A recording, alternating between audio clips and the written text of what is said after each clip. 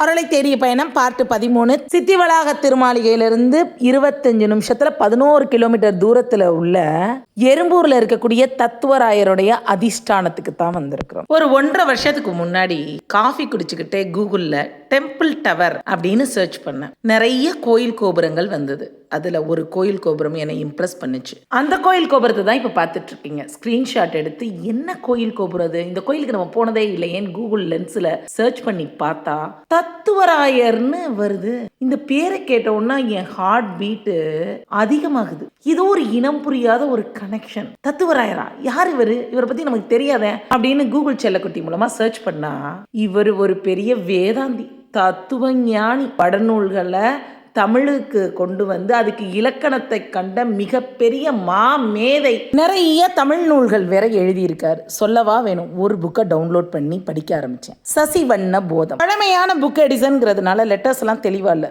என்னடா பண்றதுன்னு ஆழ்ந்து உள்ள போனா அவர்கிட்ட இருந்து ஒரு அழைப்பு வர்ற மாதிரி நான் ஃபீல் பண்றேன். உடனே நான் அவரை போய் பார்க்கணும், இந்த புக்கை பத்தின டீட்டெயில்ஸ் எல்லாம் தெரிஞ்சுக்கணும். அவர் என்னென்ன எழுதியிருக்காரோ, கர்ம சித்தாந்தத்தை பற்றி வேற லெவலில் இவ்வளோ தத்துவத்தை கொடுத்த அந்த மேதையை போய் பார்க்கணுங்கிறது மட்டும்தான் என்னோட குறிக்கோளாக இருந்தது. எங்கள் அண்ணனுக்கு கால் பண்ண என்னை உடனே கூட்டு போ, இல்லை அப்படின்னா நான் வீட்டை விட்டு கிளம்பி நானே போயிடுவேன். ஒரு நாள் காத்துருன்னு எங்கள் அண்ணன் நைட்டோட நைட்டாக என்னை சேத்தியாத்தோப்பில் விட்டுருச்சு. சேத்தியாத்தோப்புலேருந்து தத்துவராயரை போய் நம்ம காலையில் பார்க்கணும் அப்படின்னா பஸ்ஸில் தான் போகணும். பஸ்ஸுக்காக காத்திருக்கேன், என்னால் முடியலை, டைம் ஆச்சு. கூகுள் மேப்பை போட்டுட்டு நான் வாட்டுக்கு நடந்தே போகிறேங்க. நடந்து போய் பார்த்தா அங்கே எல்லாரும் திருவாசகம் படிச்சுட்டு இருக்காங்க. அந்த கோபுரத்தோட என்ட்ரன்ஸ்ல தத்துவராயர் அப்படி ஓலைச்சுவடிகளோட உட்காந்துருப்பாரு. எல்லாரோட உட்காந்து திருவாசகம் படிச்சாலும் திருவாசகம் முடிச்சதுக்கு அப்புறம் அமைதியா கண்ணை மூடி எந்த வேலைக்கு வந்தேனோ அந்த வேலையை பண்ண ஆரம்பிச்சேன். சசிவர்ண போதம்னா என்ன? வள்ளலாறு உங்களுடைய நிலைகளை எல்லாம் பத்தி சொல்லியிருக்காரு.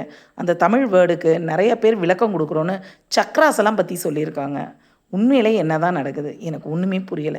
ப்ளீஸ் எனக்கு எக்ஸ்பிளனேஷன் கொடுக்குறீங்களா அப்படின்னு கண்ணை மூடி உட்காந்தேன். ஆழ்ந்து உள்ள போகும்போது தெரிஞ்சுக்கிட்டேன், சசிவர்ண போதத்துல சசிவர்ணன் அப்படிங்கிறவன் நிறைய தீய செயல்கள் செஞ்சு அவனுக்குள்ள நிறைய நோய் இருக்கு, ரொம்ப கஷ்டப்படுறான். அதை பார்த்து ஃபீல் பண்ண அவங்க அப்பா நந்தி ஆபரணர் அப்படிங்கிற ஒரு பெரிய ஞானிக்கிட்ட அவனை கூட்டிட்டு போறாரு.